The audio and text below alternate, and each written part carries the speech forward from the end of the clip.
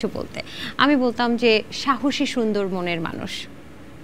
এটা আমি আপনাকে বিশেষণে বিশেষায়িত করলাম। এখন আমি আপনাকে কিছু ব্যক্তিত্বের নাম বলবো, আপনি বিশেষণে বিশেষায়িত করবেন, ঠিক আছে? আপনি রেডি? আচ্ছা, সাফা কবির। ভালো ভালো মানুষ।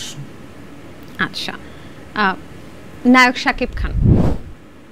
স্টার। ওকে। আফরান নিশো। স্টার। মামুনুর রশিদ। বিশাল নাট্য ব্যক্তিত্ব, মহিরুহ। আচ্ছা, আসাদুজ্জামান নূর।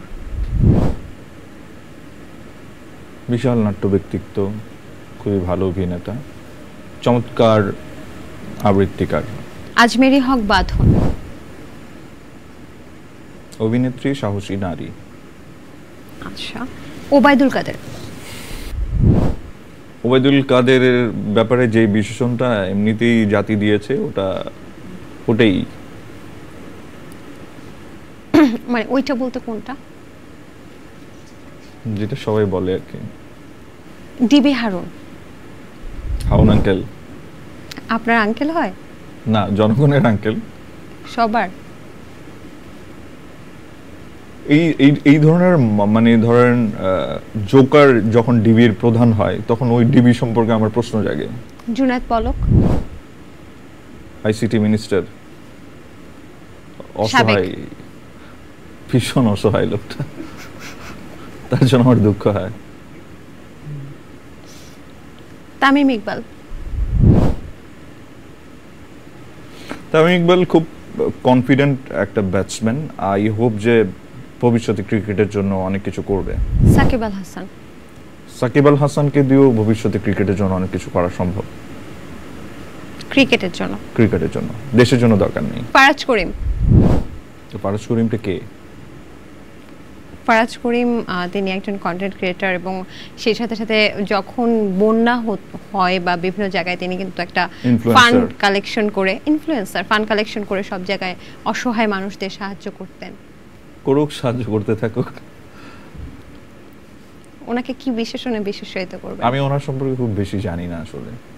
আচ্ছা আচ্ছা, সুলাইমান সুখন।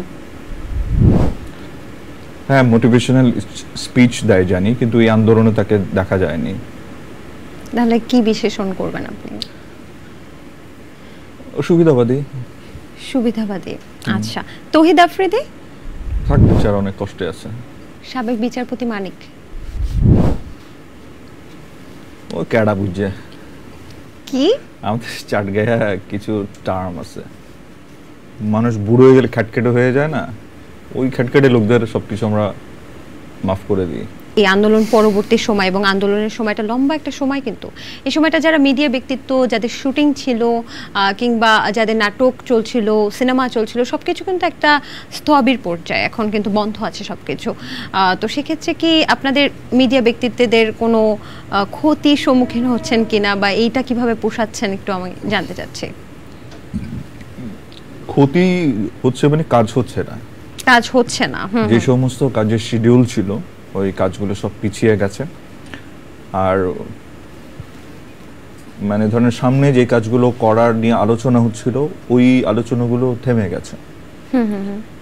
সামগ্রিকভাবে কাজের জায়গায় একটা বিশাল স্থবিরতা এসেছে। তো এটা শুধু যে আর্টিস্টদের উপরে পড়েছে তা না, ধরেন ডিরেক্টর, ক্রু, সবার উপরেই এসে পড়ছে।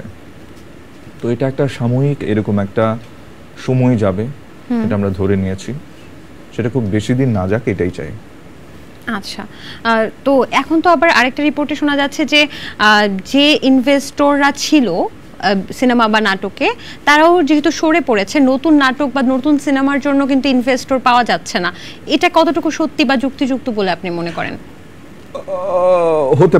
হতে পারে, কারণ ক্ষমতার সংশ্লিষ্ট অনেকের কাছে অনেক ধরনের টাকা ছিল, অনেক উপরি পয়সা ছিল, অনেক ব্ল্যাক মানি ছিল, যেগুলোর কিছু কিছু টাকা হয়তো এখানে ইনভেস্টেড ছিল। তারা হয়তো কিছুদিনের জন্য গা ঢাকা দিয়েছে, তাতে হয়তো একটা বিশাল অংশ সরে গেছে। আবার হয়তো প্রপার রেগুলার ইনভেস্টর যারা বা প্রপার প্রডিউসার যারা, ওরা যখন আসবে আবার ঠিকঠাক কাজ শুরু হয়ে যাবে। আপনার সম্পর্কে একটা মিম তৈরি হয়েছিল ছাত্র আন্দোলনের সময়, সবচেয়ে সস্তা তখন কি ছিল? জীবন। আমরা মিমটা দেখেছি এবং সত্যি সবচেয়ে সস্তা তখন জীবন ছিল। যারা আন্দোলনে ছিল না তাদেরকে গর্ত যোদ্ধা বলা হচ্ছে সোশ্যাল মিডিয়াতে, এটা কি মানে আপনি কিভাবে দেখছেন এই বিষয়টা? সময়ের প্রয়োজনে বলে একটা পাঠ্য ছিল আমাদের, যেটা লেখক ছিল জহির রায়হান। সময়ের যখন ডাক আসে, সময়ের প্রয়োজনে যদি আপনি দাঁড়িয়ে না যান, আপনাকে আফসোস করতেই হবে সেই সময়ের জন্য। তো কেউ আফসোস করবে, কেউ এই সময়টাই যারা দাঁড়িয়েছিল তারা ওটা নিয়ে গর্ববোধ করবে বা ওইটা ওদেরকে গুড ফিলিং দিবে।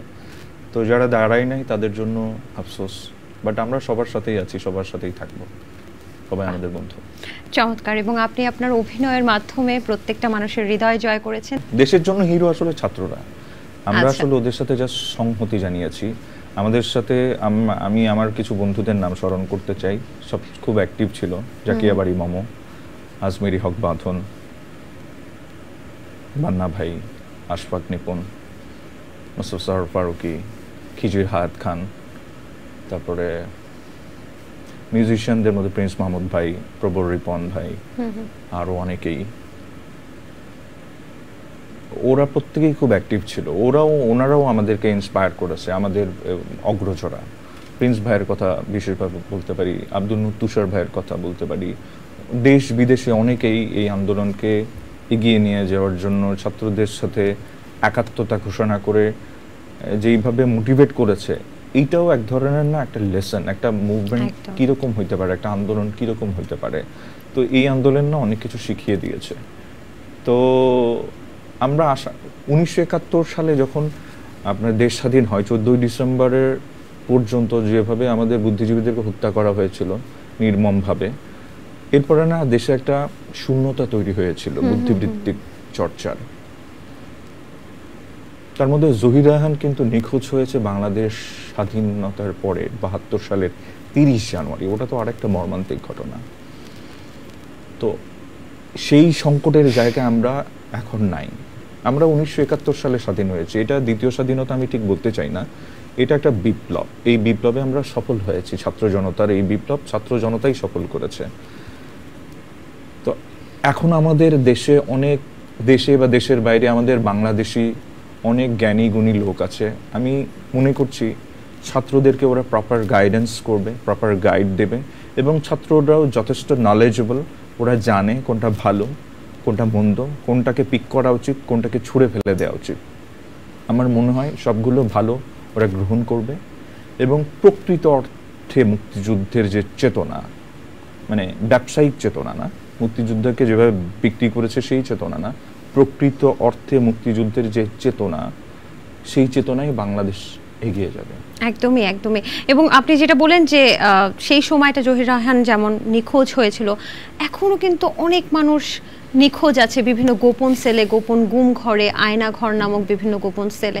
আমরাও চাচ্ছি যে খুব দ্রুত যেন সেই গুম মানুষগুলো হয়, তাদের কোনো একটা খোঁজ, জীবিত অথবা মৃত কোনো একটা খোঁজ আমরা খুব দ্রুত পেয়ে যাব, এটাই আশা করছি আমরাও। আপনিও তো তাই আশা করছেন? অবশ্যই। এই পৃথিবীর ইতিহাসে আমি জানি না, হয়তো বা হিটলারের কনসেন্ট্রেশন ক্যাম্পে এরকম থাকতে পারে, কোনো সভ্য দেশে এরকম গুমঘর, টর্চার সেল আছে কিনা আমার জানা নেই। তো আমরা এই আধুনিক